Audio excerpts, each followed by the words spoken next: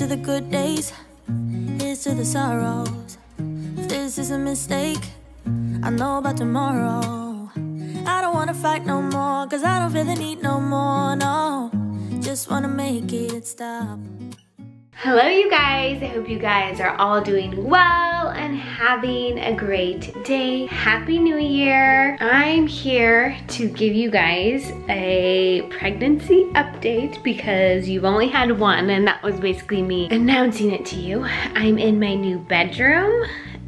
We are moved in to our new place, finally trying to settle down after the holidays. I have so much to update you guys on. I am currently 26 weeks and like 2 days pregnant. I am in my 3rd trimester, I believe. I should know, this is my 4th pregnancy, my 4th baby. Things have just been sailing by, and I don't want to say it's sailing by smoothly, but it's sailing by so quickly that I've honestly haven't been able to think much or plan much or even enjoy this pregnancy. And I think that's contributed to just it being a little bit tougher mentally for me. So with this video, I kind of want to give you guys the normal basic 26-week symptoms, along with updating you guys about where I'm at now in this pregnancy and what's been going on. It is a high-risk pregnancy, and what just lab tests and everything has said so far. I want to say I did not get seen by an OB doctor until I was 20 weeks pregnant, and that is just insane. If you guys know just pregnancy, normally I want to guess and say you're seen around what, 8 to 12 weeks maybe for a normal pregnancy. I've never had a normal pregnancy because I'm always high risk due to my lupus. I'm usually seen almost the second that I find out I'm pregnant at home. Unfortunately, that just wasn't the case here, and I wasn't able to be seen until 20 weeks. I will film another video explaining all of that madness because that was just something I had never experienced. So because I got seen so late, I had to really catch up on all of my lab work. I had the regular CBC panel done, along with everything that was lupus related, checking, you know, all my organs and making sure there wasn't any inflammation in my body, and, you know, along with urine tests, genetic tests, and everything that you do during a pregnancy. The thing was, I got my first ultrasound. I don't even know where to start with this. I ended up getting my first ultrasound around that time frame as well from the OB. The ultrasound technician found something on the baby that she was a little bit concerned with. The ultrasound technician believed she had found a cleft palate. Not a cleft lip, but it's a cleft palate on the upper part of the mouth of the baby. Very, very rare to be able to see this on an ultrasound. So I got referred to a specialist. I went to that specialist, and that specialist said, no, we don't really see what the other technician was seeing, but because I'm a new technician, I'm going to refer you to another specialist. And so later on this month, we will hopefully get confirmation on whether or not this baby has a cleft palate.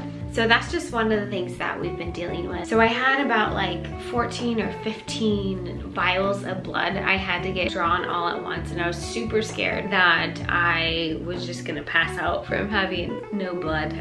My labs came back. I am anemic, which is common in pregnancy. It just means I have to take iron daily, and so I've been starting that, along with, of course, taking my prenatal vitamins.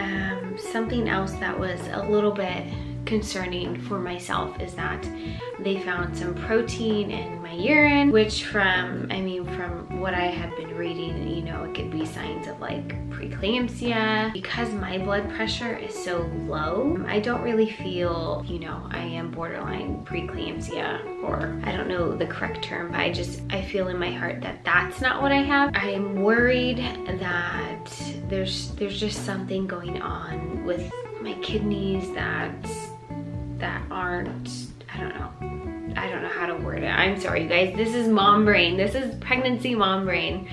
Totally scattered. And I mean, the truth is that I guess I'm just really hoping that nothing is wrong with my kidneys. I mean, that's what I think is the worst, well, not the worst part of my concerns right now. Even though there was protein found in my urine, my doctor didn't seem to want to do any like follow-up like kidney test, and so that's something I'm going to be bringing up him at my next appointment, because I have that on my mind constantly. There's a little bit bigger of an issue that's been happening this pregnancy that I am a little concerned about. I have been fainting throughout this pregnancy and just have been feeling very, very different. I've fainted maybe 6 times, twice in one day recently. It was maybe the day after Christmas, and I think that's a lot of, you know, reason of why I'm not being as consistent with updating, and along with just chaos and moving and a whole bunch of other stuff going on. But I haven't been feeling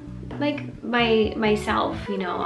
It's like trouble breathing, my head hurt, and recently I've been getting chest pain, and so my doctor has ordered me to get an EKG to test for any blood clots possibly in my heart, and I think that's my biggest concern so far. Hi, buddy. Hi. Come here. Come here. Wanna come say hi? Hi. You can say hi. So we got walkie-talkies from Santa this year, huh? Yes, we did. As my biggest concern, I am on these iron pills for a duration of like 4.5 weeks until I have to get my CBC tested again, just to check my iron levels. He's like, Mommy, who are you talking to? He thinks I'm talking to him.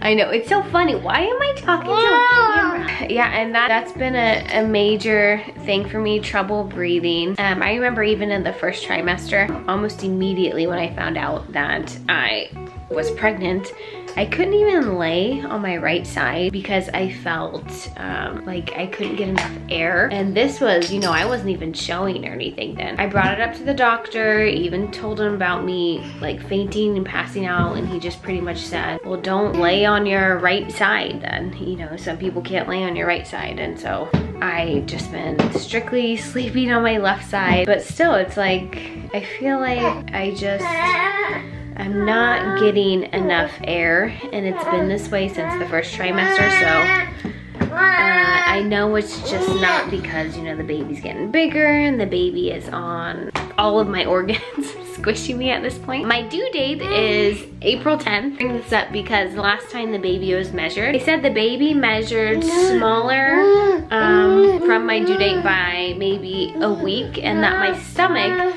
was measuring a week ahead. So those are the major updates regarding just concerns of how the test results and things are. As far as how I've been feeling, my back has been hurting, which is completely normal, but I have days like yesterday, all of a sudden, it's like my back didn't hurt and I was nesting like crazy, which hasn't been like me, and I've just been super tired, very tired, and it's just not like me. So it kind of worries me because this is how I felt when I was maybe like 2 or 3 weeks away from giving birth to my son. And so I'm just curious to know like if this baby's gonna be born early. All right, I just had to take a bathroom break because that's what happens when you're pregnant. But I forgot to mention something as I was going to the bathroom. I remembered something else that my doctor has told me to do. I am currently on pelvic rest until 28 weeks because my placenta is low-lying, and we are just very hopeful that it's going to move over. I've never had this issue before in my previous pregnancies, but my high-risk doctor is hopeful as well that the placenta will actually move as my belly is growing. But I am on pelvic rest, and so I am trying not to do that much around the house, and it's kind of difficult because I can't function. I'm one of those people that just can't function unless like the house is clean, and for some reason it just really feels like the house is never clean. Of course, I mean, I have kids, but it's like even when things are tidy, I'm like thinking of things that I have to clean. I'm sure I have forgotten some things to tell you because as you can see, I am just a little occupied. I'm always multitasking. That's the thing with 4 kids. You're always doing something. Something's happening, huh? Huh, buddy? Yeah, he knows. Yeah, he multitasks with me all day. You know, I clean, he makes messes. So my next appointment is the 18th of January, and that's with the high-risk doctor and the specialist to see how everything is going, check on the cleft palate, check to see if my placenta has moved. And I'm curious to see what position the baby is in, because with this little stinker, he was breeching. You guys remember that whole ordeal and what I had to go through. But that's the gist, and that's kind of what I've been keeping to myself. It's a lot. It's a lot to think about when we don't have time to think about it, if that makes any sense. I think all my moms out there understand what I'm saying, what I'm trying to say. And I'm sorry if things seem a little bit scattered in this video. That's kind of how things have been. But my head is already starting to hurt, so I am just gonna go ahead and end this video here. But I wanted to start the New Year's off right and give you guys the update that you guys deserve. And I want to thank you so very much for each and every one of you that have been tuning in. It means a lot, and that have reached out to me regarding, you know, whether it's this pregnancy or anything else. It's really awesome, and I am grateful.